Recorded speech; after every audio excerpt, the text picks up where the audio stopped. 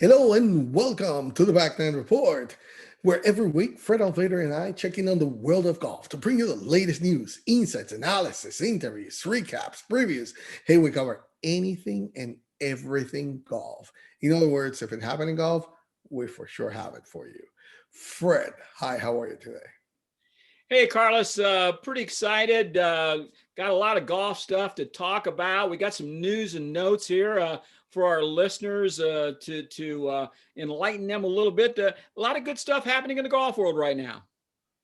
Let's talk about courses. And this is a very important subject because we know, and you all know, that there have been golf courses for a long time that didn't have female members.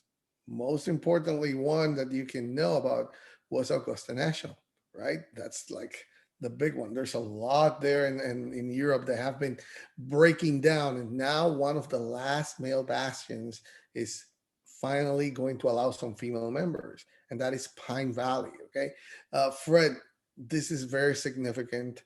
Pine Valley has nearly always ranked as the best golf course in the world. It has a very exclusive membership. What is the meaning of this? What is the importance of Pine Valley finally allowing some female members?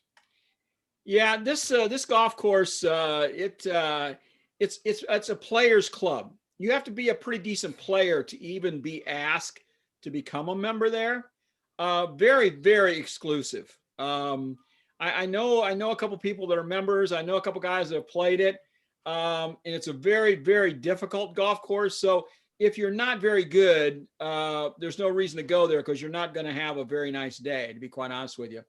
Um, I think once a year they do a charity, okay, and they take all the money and give it to a charity, and you can sign up to play it for $1,000.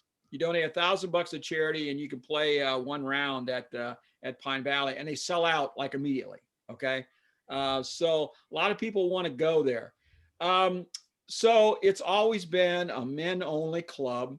And Carlos, we've seen this. You mentioned Augusta National. It was men only for a long time.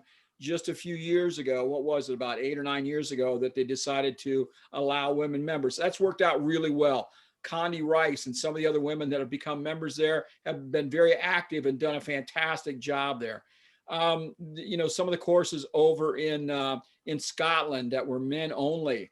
The RNA took the stance these courses had to start including women as members, or they were going to knock them out of the rota for the Open Championship, which they did. And Muirfield, only took them a couple months to change their mind and allow some women members in.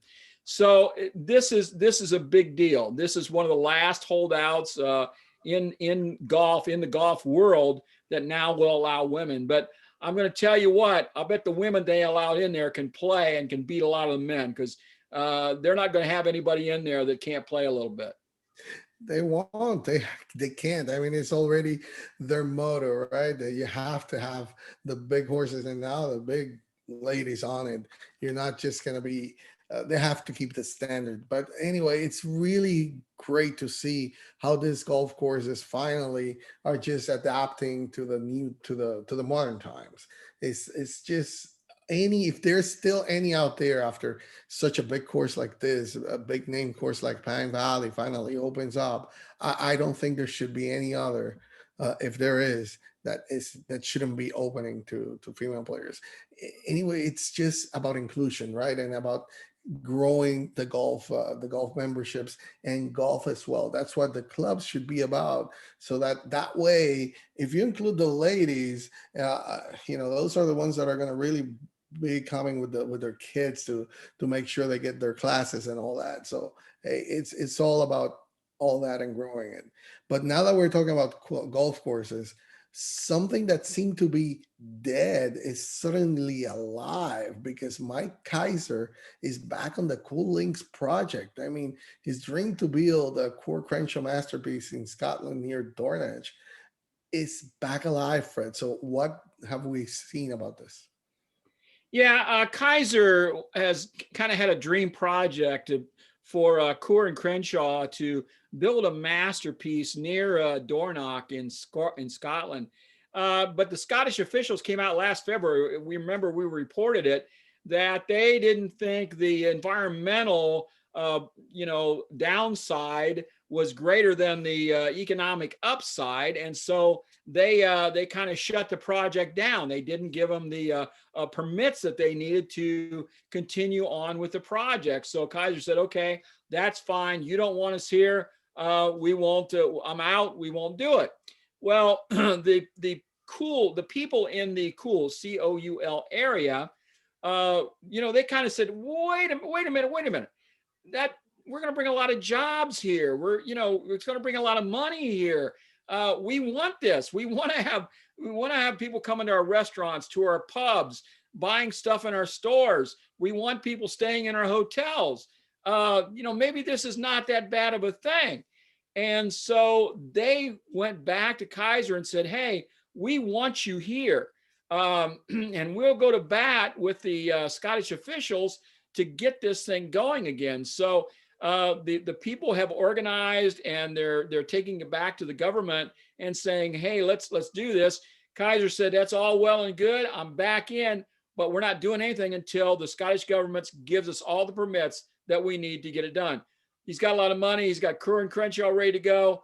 I'm thinking this time the Scottish government's going to give him the go ahead, and they're going to get this done. They should just let it go. I mean, there's a lot of business going around this, and right now after the Rona, let's call it that way. I mean, why would you just keep going at this? Let it go, let it happen. I mean, Mike Keiser, Ben Coore, Coore and Crenshaw. What else can you talk about? If you got a question, all you got to do is go to Bandon Dunes, check that area. Don't look at the golf course and look at the environmental things they're doing there. Look at the surrounding town and area in the county. Go to Sand Valley, one of the most depressed economic areas. It was the most depressed economic county in the state of Wisconsin. Look what's happened there since they've done the Sand Valley project. Go up to Cabot Links up in Newfoundland. Look what they've done up there, okay? And Mike Keiser, if he puts his name on a project, it's done right. Coore and Crenshaw do it right. It's going to be a good deal. I don't know how these people could have turned it down in the first place. I think it's a done deal, and you put the perfect examples there.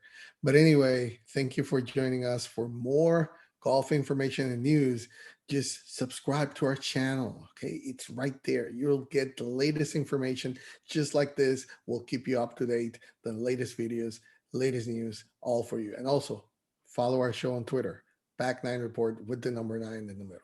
Thank you for joining us.